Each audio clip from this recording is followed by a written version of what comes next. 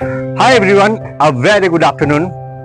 So, in the last video, আমরা শিখেছিলাম read verb-এর affirmative sentence-এর construction.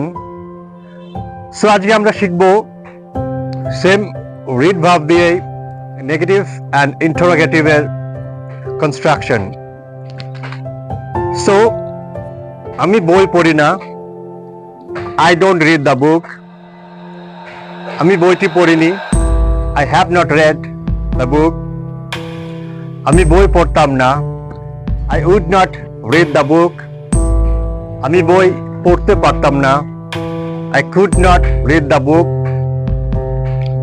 আমি সকাল থেকে বইটি পড়ছি না, I have not been reading the book since morning.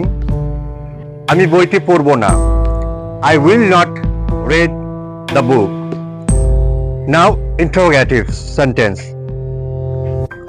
আমি কি বই পড়ি? Do I read the book? আমি কি বইটি পড়েছি? Have I read the book? আমি কি বই পড়তাম? Would I read the book? আমি কি বই পড়তে পারতাম? Could I read the book? আমি কি সকাল থেকে বইটি পড়ছি? Have I been reading the book since morning?